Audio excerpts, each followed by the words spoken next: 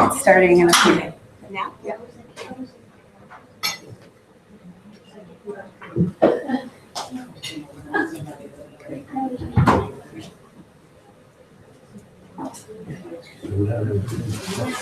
My name is Gerardo. Nice to meet you. And my name is very close to yours. I noticed that, yes, I've always been mistaken for Really? Yeah. Well, I hope I was mistaken for you. That's the trick. Stuff they say about, especially at Starbucks. That would explain it.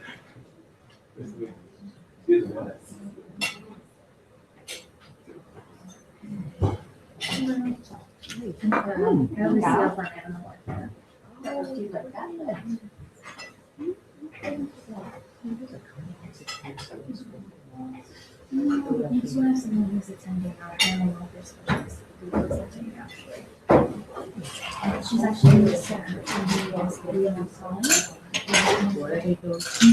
Yeah, I'm not sure what time she's presenting, but she, I believe so, yeah. And she just started with us a couple of months ago. She's a PhD, just finished her PhD and a year old. It's really been a really good job since she got I wish she would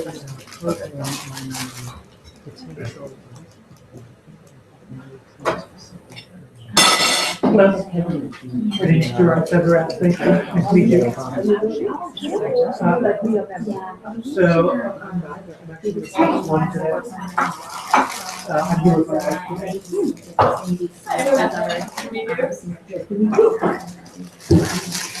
Good afternoon. Thank you so much for joining us, and thank you so much for taking the time out of your busy day to join us for this special Lunch and Learn. We're thrilled for you to be here. Thank you so much for your past support and your interest in the work that we're doing. And we're very excited to have a special guest here from Costa Rica. Gerardo Huertas is our Regional Disaster Operations Director for Latin America. And Gerardo is a wealth of knowledge on animal welfare and the organization. He's been with the organization for more than 30 years. Was actually hired by the famous John Walsh, who started our disaster relief and rescue initiatives. And Gerardo has hands-on experience working in the field and saving the animals, and I think often even putting himself in harm's way in order to save the animals. I'm sure if you have some time, you have some wonderful stories to tell, but we're pleased that he's going to give us an update on some of the programs in Latin America, including our initiatives to stop the illegal hunting of the Amazon river dolphins, an update on some of our disaster preparedness efforts in Latin America, as well as an update on some recent disaster relief projects in Cape Verde. For example, there was a volcano that erupted and his team went and helped save some animals, and an update on, I think, a recent disaster, a flood in Chile, just happened recently. So please welcome Gerardo. Thank you. Hello, and you should keep eating. Bon appetit. And I'm sorry I didn't say hello to you, Martha, Carla, and Stephanie. We'll do that as soon as you finish your sandwich. I'm here to talk to you about a couple of pieces of work we do in Latin America and the Caribbean. My colleagues are working really hard, and have been for the last year or so, to protect the pink dolphin of the Amazon. This is a really extraordinary animal, and I was telling one of you earlier that this particular dolphin can turn his head around, unlike the dolphins in the ocean. As you can see, this guy is looking at you, and his body is going the other way. And that is an important feature for animals that live in the mangrove roots, because they can move inside, look for what they're eating. Probably their sonar is going to have to work double extra there, double hours, because the waters are a bit muddy usually. But it's a really intelligent animal. It suffers from the fact that people in the Amazon in the past used to say that every time there is a pregnant girl and they cannot find the father, it would be one of these guys who did it. So there you go. But it's the largest dolphin in the world, river dolphin, and it's present in the Amazon in 7 countries. But basically, the Amazon is present in 7 countries in South America, like Chile, Chile, Colombia, Ecuador, Brazil.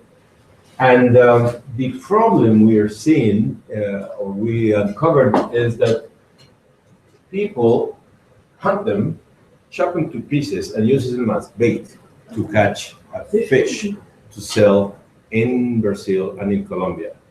And that not only is illegal now, thanks to our initial efforts, but also extremely cruel.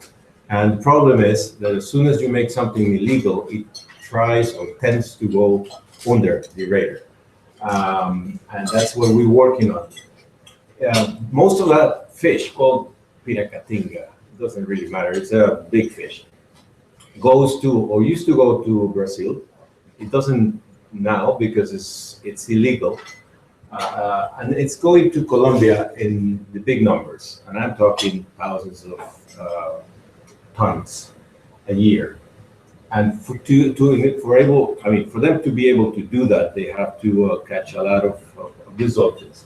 What do you mean? But how big are they? How big The is dolphins? Yeah. How many feet? Less than 3 meters. I would have to talk to you in meters. I see. So about It's not 6 smaller or than 7. this. No, 6 or 7. It's about 9 feet. Sorry? 9. And Colombia is still capturing a lot of, receiving a lot of this fish, and they used it under different names. Once you see a fillet of fish, it's really hard to understand or to figure where it's coming from.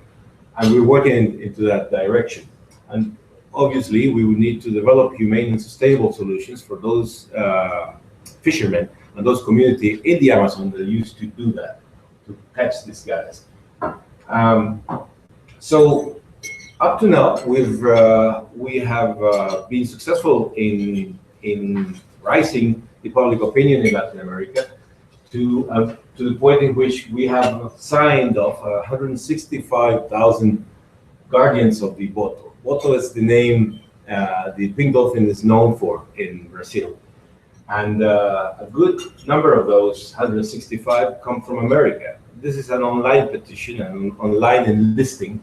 And we hope that with that, the government of Brazil already caved in, and now Colombia is going to take action into this.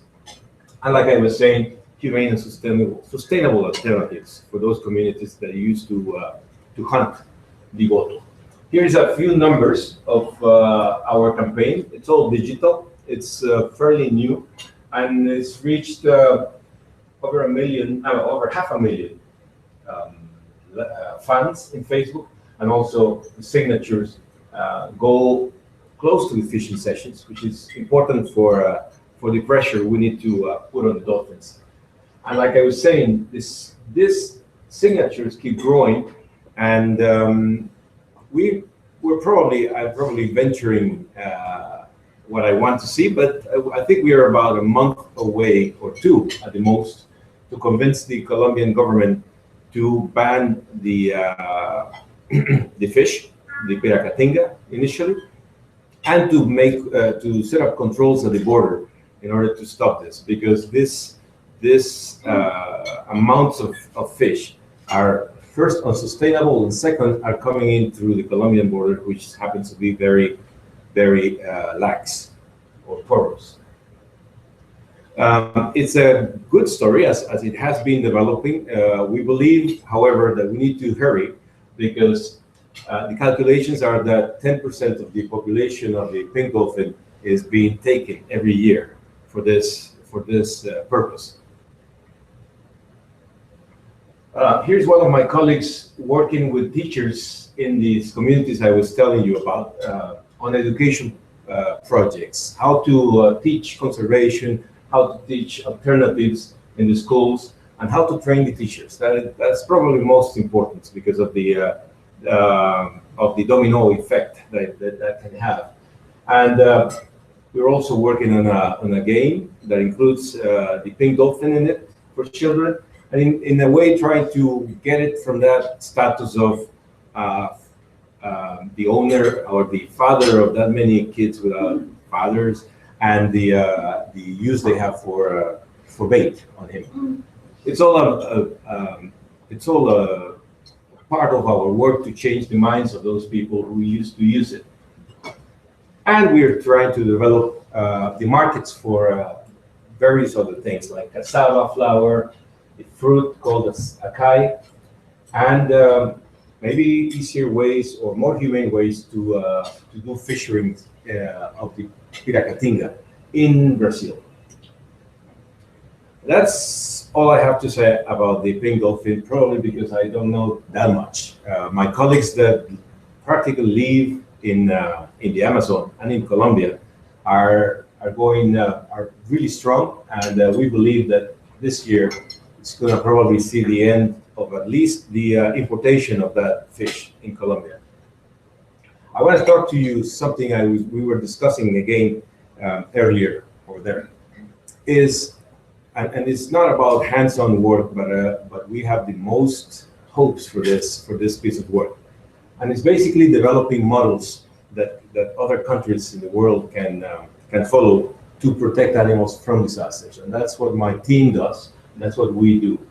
The World Animal Protection used to do hands-on work all the time. I mean, we were to respond to earthquakes, to floods, to forest fires. In the past, we went, and we still may go, into after-war situations and post-conflict situations, such as Afghanistan or Kosovo or the civil war in Nicaragua, to help the animals that were left behind. But now we have still kept doing that and developed a strategic side of this work, basically looking for preparedness. And the idea is that how many animals can we really reach with our teams, realistically, and how many can the government reach if they or protect or save from being exposed to disasters? And the difference in numbers are huge. And this particular work that in which we are entering the fourth year and hopefully the end of this, it's a work with the government of Costa Rica to develop a fund.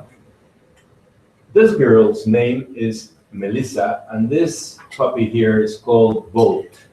Melissa brought Bolt, her puppy, to us, to our teams during one of the floods that Costa Rica suffers every year.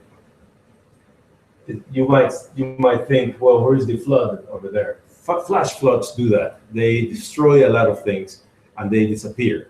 And it's just based on the fact that there are not enough drainages or not enough planning, and people are allowed to build in the wrong places. So exposure, according to the UN recently, is or the way we're developing our societies is even much more dangerous than all the hazards combined, which means all the earthquakes, all the tsunamis, all the floods, and all the hurricanes. They are nothing compared to the wrong ways we are developing. Anyway, we were lucky, and Bolt was lucky to meet us, and we obviously worked on Bolt, so he wouldn't not only have, once he survived the first wave, he wouldn't be caught by parvovirus or by distemper or something. You know that is very easy to happen when the environment is humid and damp, and they end up exposed to more water or food that is wet. But like Bolt, there are tens of thousands of animals, probably millions, that suffer in Latin America from floods. Here is one of the pieces of work that we're most hopeful for. This guy's name is Thunder, and he's really well known in Costa Rica and now in Mexico. And this little graphic here shows you what we did with Thunder. Thunder is an ad, a television ad you're going to see in a minute, talking about preparedness, family preparedness, and how should they include their pets. And that is important because in Latin America, most people are moving to the cities, as you might have heard. It's so bad. I mean, the situation is so bad. If you went to Sao Paulo, you would think this is a village. I mean, the traffic is demonic there. But a lot of animals live in cities, and they're not prepared. People think that they will be able to take their pets with them, but the gap between thinking and doing it is huge. And the metrics we are collecting and researching are crucial to convince governments. Anyway, this is 2012, and this is the research we did on pet owners that might have a thunder or a cat, and we subjected them through 4 categories of preparedness. Do they have an ID with them? So if they get lost, they can get reunited back to their owners. Are they vaccinated? If you live in an apartment building, you have a transport cage in case you're evacuated, that you're going to put your animal in there, or is he going to start biting people out of nervousness, and you're not going to be allowed to bring it in. And 4, like I said, preparedness measures. And in 2012, it was really low. This is the number of people that had 1 measure, 1 out of 4. And this is 3, 2, and 1 measure. I mean, 4, excuse me, upside down. 1, 3, 2, and 1, and 4. Very few people were well prepared. The numbers, especially here in this middle bit, started to raise as Bolt became a household name. And we believe these are, and the government believes, that these are really good numbers to look at. And especially because even if they're not interested on pets, you cannot get prepared.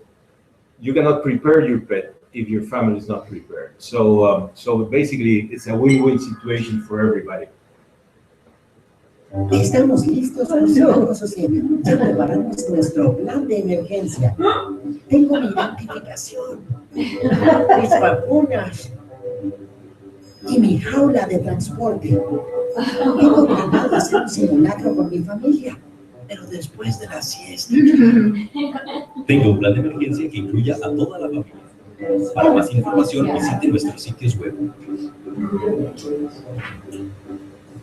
These guys are the Ministry of Agriculture in Costa Rica. They didn't do anything. They just put their logos there. They're very proud of this. Anecdotally,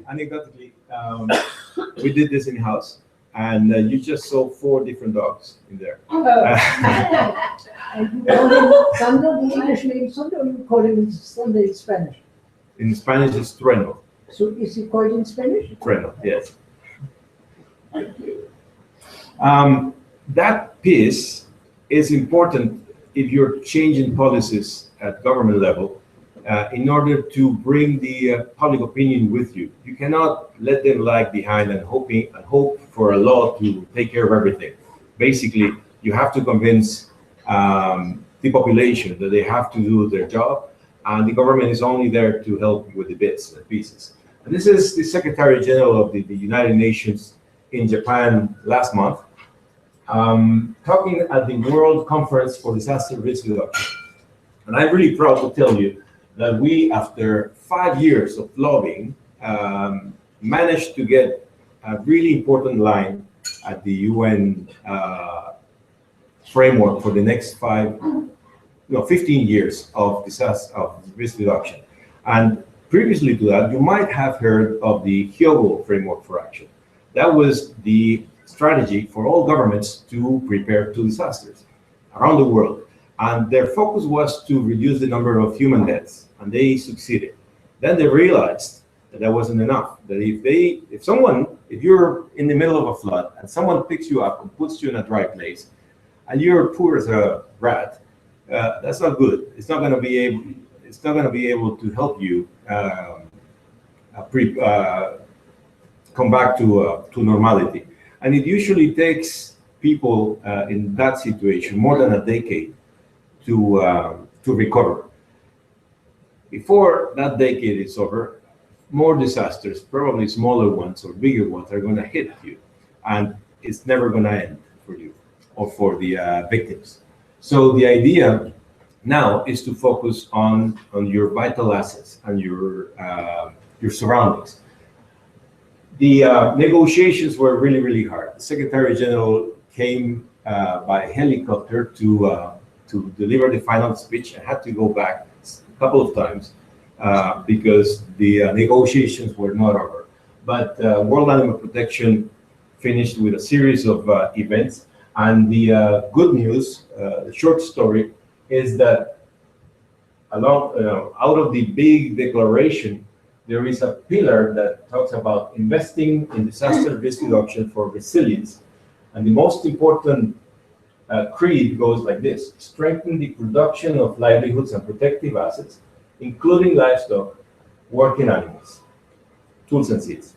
Now, livestock and working animals is huge. It's very little if we are animal lovers, but it's very big for the United Nations. This means 15 years of developing and implementing public policy, and that goes from the top. Governments, for example, mine or Mexico's or India or Brazil, and then developing agencies like USAID, the German developing agencies, all of the ECHO in Europe, which is the development agency for disasters from Europe, and then implementing this. And the fund I mentioned before, the fund we created in Costa Rica, which is now it's a $1 million.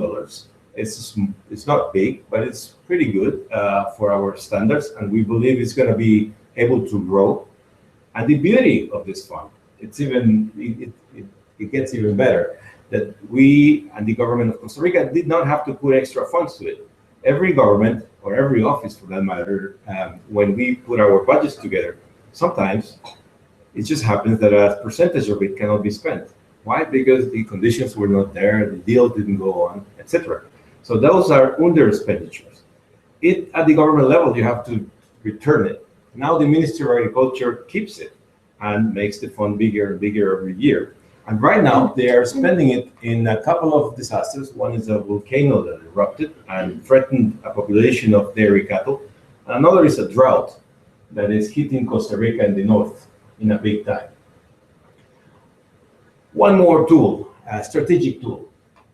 Veterinary Emergency Response Units. That is the name of the VERU course for veterinarians and veterinary students.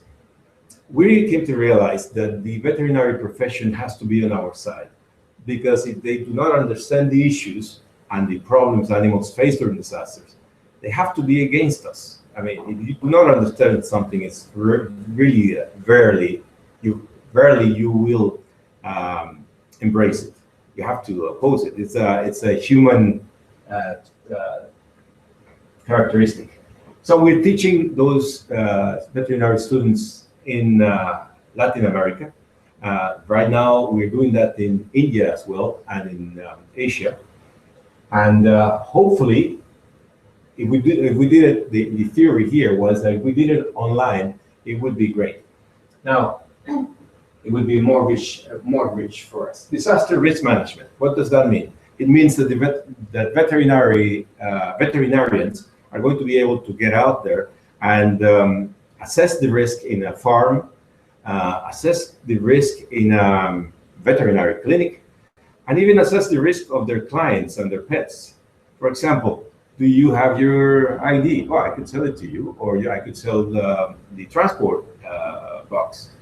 So for farms, they can charge for this assessment, and also, of course, the recommendations to fix it. And if they end up at the government, even better, because they can pass public policy or the fund I was talking to you about. Climate change adaptation, the second one.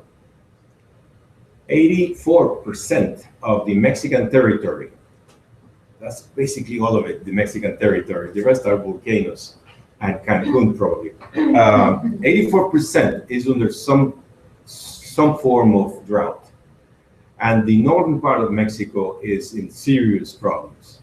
So veterinarians need to know, because they are the ones responsible for the production of milk, eggs, cheese, and everything that comes out of farm animals. They need to know what to do with climate change, how to adapt to it, and how to stop the desertification from creeping in. And we have a lot of experience in this regard, and we thought it was important for the profession to learn. And of course, emergency response. They need to help us when the time comes. And imagine this, guys. Right now, we have a pilot of about 10 veterinary schools in Mexico, and the good they can do to influence the federal government, state government, municipalities, the industry, and the community.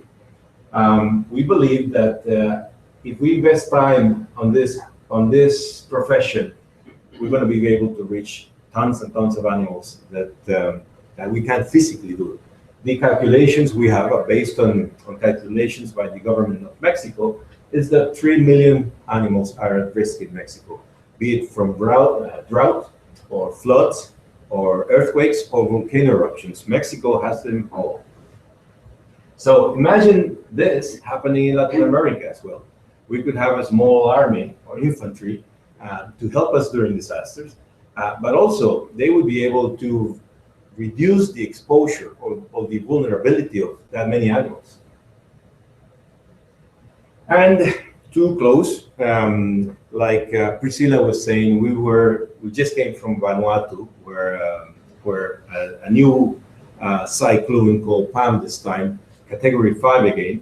That's the last category in the scale there is, and there's talks about developing a 6th category, given the strength of typhoons and hurricanes coming up our way now. It's funny because in the Caribbean, there used to be about a dozen a year. Now there's been like one probably in the last 2 or 3 years, but really, really strong. So the numbers are changing, but the levels are changing for the worse. And in Vanuatu, we're using the same models we developed for hurricanes, for animals in the Philippines. But I want to talk to you about a small island off the coast of Africa. It's a tiny island. It's the closest piece of land between Africa and Europe to America. They speak Portuguese, and that's one of the reasons we went to help our friends from the African office, because we speak Portuguese a little bit too. And their society is pretty much like Brazilians. But they have 8 islands, most of them made by volcanoes, and one of them turned really nasty on the population and started spewing a lot of lava last year, and moved, well, first of all, it sadly killed a good number of animals that their owners were not fast enough to move them away from the lava. People tend to wait until the last second. And lava is not the lava you see in Hollywood. It's slow, but it kills you if you stay in their way. And some of them died, but many of them were forced out into parts of the island that had no food, basically. It was just a desert full of rocks. This volcano destroyed, well, that's just us trying to move the government's cars because they are pieces of junk. But it wasn't such a good idea to have a car with a lousy battery when the fumes can come and take care of you. But thank God we didn't suffer anything. This is the lava destroying three villages that were very prosperous next to the volcano. As you may know, volcanoes are very dangerous, but also very fertile if you want to plant things. And they had great grapes there and wine, and a lot of goats, 20,000 of them actually, and they had to move them out in a haste. So the government asked for our help, and we took our veterinarians to check on the animals. Most of them were weak. They were eating very little, and when they found something, they found plants that are semi-toxic. And what was happening was that there was a subchronic symptoms, but basically the females were aborting a lot because of these plants. And in addition to that, the ash was doing a number on the eyes of most of the animals. You can imagine the ash is usually really tough on your eyes. Anyway, this is the name of the owner of this goats, about 200 of them, Mr. Augusto Spides. And we also found a guy that was left behind. This dog was in the middle of the lava fields and small islands of of land that were left untouced, but that were very dangerous places to be. And we were going by with that crappy car you saw before. And I saw this dog, and I want to say that I stopped. I think the car just stalled. And I went back to see this dog. He looked like he had been an alpha male in the past, but he looked in a really bad place at this time, and really thin. You can see his head is probably don't see it well, but he was really skinny. And when we were able to turn it around, because he looked like in a bad mood, but he wasn't in a bad mood, he was just in pain. He was full of small holes. He'd been in fights with pit bulls because he was ownerless. He didn't know where to go, so he started moving, ended up in someone else's yard, and they took care of him. He was in a lot of pain, with a lot of wounds and things. So our veterinarians helped him. He ate until we stopped feeding him because he was going to get sick with so much food. And as we developed the amount of aid we wanted to give, we wanted to offer the government of Cape Verde, we included Max. Later on, found his name. Including Max as one of the key process indicators for the government. So they knew that they had to feed dogs, cattle, goats, etc. And Max, one of the guys we wanted to see in a happy place afterwards. So here's last week, our veterinarians from Africa, with the same owner of the animals, and with better looking animals, with all the medicines they need, and much fodder for 3 months until other developing agencies and the government promise to kick in with funds. And usually that's what we do. We help the survival of those animals until the government can kick in again and get back on their feet. And here's Max. He's not a very photogenic guy. He doesn't like cameras, but he's in a much better place. And reunited with his owner and a few other dogs that he's friends with. And that was a really good story that we, in every operation, find a Max or a Bolt. And This is the owner? yes, no, this is one of our vets. The owner is that, I'll show you in a second. Now, this is another vet that the government appointed to the island called Fogo, by the way, which means fire. Oh, no, I don't have the owner in this picture. I'm sorry. This is a different operation in Chile that is going on as we speak.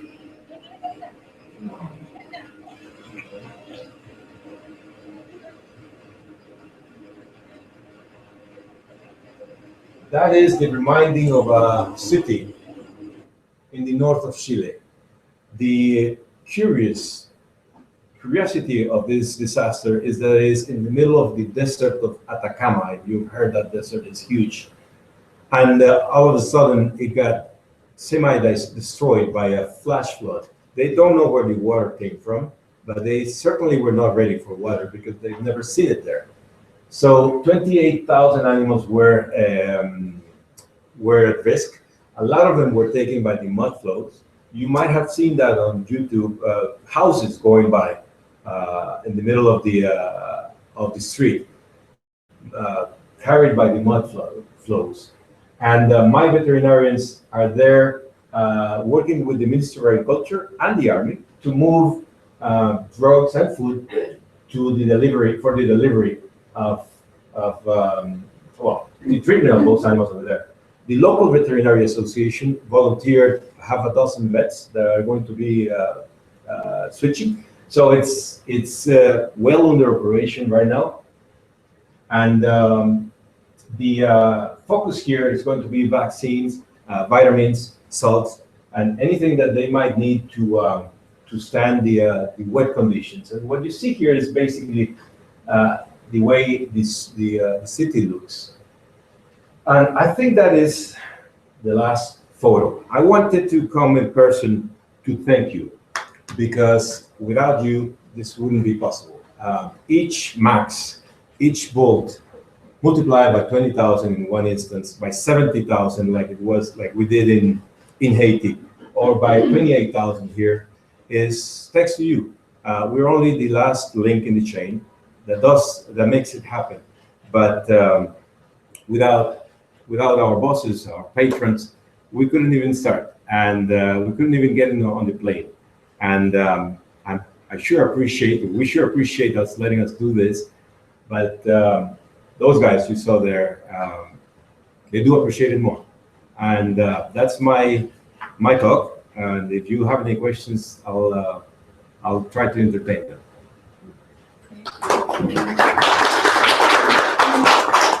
I have a question. Where do you get food from? I mean, if there are thousands of animals that have been starving and the environment is without growth, Yeah. how do you bring the food to the animals? It's never easy. We have a logistical officer that somehow does miracles. Basically, let me explain. In Chile, it's 20 tons of food that we have to put there every month, because it's a lot of fodder that needs to be given to the llamas, the goats, the cattle, and the horses. We have to, in the case of Chile, it's Santiago, and it's not easy, but we did it. The food is arriving tomorrow or the next day.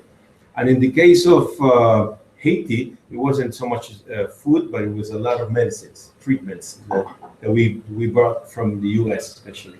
But food meaning, for example, bales of hay, a plane full of hay being brought from these thousands of animals? What do you feed them? Yes, hay, concentrated food, fodder especially. My vets believe that it's important to give enough energy to, they're not going to be fattened, because that's not our job. Our job is to keep them alive until their owners get back on their feet and start their businesses again. But it's never easy. We usually have to strike all kinds of deals for trucks, for planes, or trains to bring you. If you give them, forgive me for asking No, again, no, but go ahead. if you give them special food, prepared food, that means they have to be fed individually. I mean, normally animals graze or farm animals are being kept, the food is kept in troughs and they go there. How do you give them specially prepared medicinal food unless you kept each animal and feed it? Yeah, last week and this week, the veterinarians I mentioned before are training the owners, and the owners are the ones that are going to set up the distribution. Each animal? Yes, I mean, it's just, I think you call it trouts or droughts. Yes, that. And it's the way they've been fed. They just don't have anything right now because the owners are bankrupt, and whatever they fed on, especially the grasslands, and that happens very often, by the way. When floods come in, the pastures rot, and it takes about 3 years. It takes about 3 months, excuse me, to grow back. And that's the period we try to cover. So distribution is through the owners of those animals. And if they've been lost, the government Minister of Agriculture would take care of them, but that's not the case. Usually when an animal has an economic price to it, somebody's going to be interested on getting them back on their feet.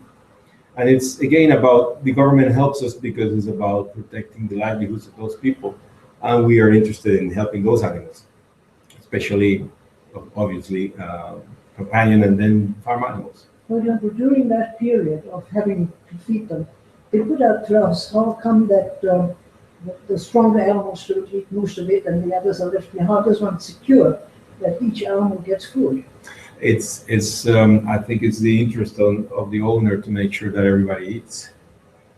Like I said, the veterinarians are talking last week and this week, next week, on all of those details, especially not just the food. Remember, we are administering vitamins and salts and stuff. That has a little bit more technicality in it, and that's what they're doing, making sure that everything is not one animal is going to eat more than the rest, or distribution is even. Sorry? Water is available? Yes, water is available. It's a strange desert. Because this flood probably came out of one of those unexpected rains that The problem, if you go to Lima, you will see this very clearly. Houses in Lima don't have any precautions for rain, and when it rains, it does all kinds of tricks in them because they just don't have any gutters. I mean, it's just the same concept. I mean, yes. You mentioned the Vera, the veterinary. The what? The Vero, yes. Do you have plans to, because I would imagine getting veterinarians organized must be one of the most difficult aspects of your job because you need so many, right? Do you have plans to do it, to offer training online for farmers even and Yes, organizing veterinarians and herding cats in the same category. But there is hope for them and for cats too. Veterinarians, the veterinary profession is a make it or break it for us. It's a must. They have to get on board. They have to understand animal welfare and the benefits for even production. And they have to understand risk because the earth is not getting any better on disasters. It's getting worse. And they have to, if they're not doing their job, it's because nobody taught them. So next week, I will be talking to the Latin American Federation of Veterinary Schools. They are really interested on this course, especially because it's online, and especially because they are going to be able to charge for their services. But you have to throw a bone, otherwise they can't just work on pro bono all their lives. And this is a difficult job because it happens usually on weekends and holidays and things like that. Disasters know the calendar, and that's what they do. But I think that this is the future for the veterinary profession. And a few Mexican schools have already said to us, we want to get this course from you and make it into our pensum and our curriculum. Don't know what to do about that, but that sounds really good to us, that they internalize it basically and make it official. That is the end result we want to get. As soon as the veterinary profession does their job, we could close shop here and everywhere because there will be no more more work to do for us. But until that day, we have to keep pushing them and pushing governments. So in an ideal world, you'd be able to identify potential problems, respond to every disaster, and ongoing. I guess, given the infinite number of problems and disasters, and then urgent things that you can't expect, how do you determine where you will divert resources? Yes. And what do you do when you know you can't? Yes. If we are spread thin and our teams are everywhere, probably the next one is not going to be able to get our attention. Just physically, we can't do it. But in general, it's up to the government to issue a state of declaration, which means, a declaration of emergency, which means the disaster has overwhelmed their capacities. On the other hand, it depends. Our disaster liaison officers, which I mentioned before, tell us when a disaster has hit animals more than humans, because then the governments tend not to pay much attention to it until it becomes an economical situation. So it's a combination, but I think that we try to react to the numbers of animals in danger and the capabilities we have, and then try to leave something behind in addition to the health. Every time we end in an operation, we try to somehow reduce the vulnerability for the next one, because there will be a next one. The only question is when. So if we can improve what they call resilience or preparedness, our job would have been done. Otherwise, we're going to have to keep coming. And with the big ones, we then bring more than one team, like it happened in the Philippines. Our teams went there, the Indian team went there, the Asian team went there, just because there were so many islands in trouble. Yep. Thank you again. Can I ask you another question? In South America, is it customary for the animals to graze wildly, or like in the United States, they're being fed in the stalls? I think they do grazing by lots, and they move them around. That is in Chile. In the Philippines is free grazing, free ranging. In Costa Rica, it's still free ranging for cattle, which is good for them. Unless, of course, it's all flooded. Yes, when it's flooded, then they have to start buying bales, and that is when they need a break for a couple of months, or 3 months, depending on the humidity, until the grass comes back again. Yeah, that's an issue, because when the animals get so thin, you can't do anything with them. They cannot produce, so they cannot sell them. Right. Thank you so much, You're welcome. Gerardo. Thank you so much. I just want to just sort of wrap up the afternoon with just going back to the last subject that Gerardo was talking about, which was the floods in Chile. So this just happened over the last week. It's actually, our teams are working now. They were on the ground, as you can see in the photos, helping the animals, and they have to actually return. Next week they've ordered medicines and vaccinations, deworming of the animals. So our team needs to return back to Chile to help administer the medicine, as well as train the veterinarians, the local veterinarians, to continue the work. So if you're interested in knowing more about this effort and this project, and you would like to know how you can help, reach out to Jerome, Chrissy, or myself after today. And the need is urgent right now, as you can imagine. So, but I wanted to thank Gerardo for coming in, and also for your time this afternoon. Thank you so much. I need to congratulate you for living in this traffic. The urban jungle. That would be confusing for a cat. There's coffee and tea. But you should see it once a year, unfortunately. That's one of my pest peeves. The England brothers bring the elephants. They bring them up and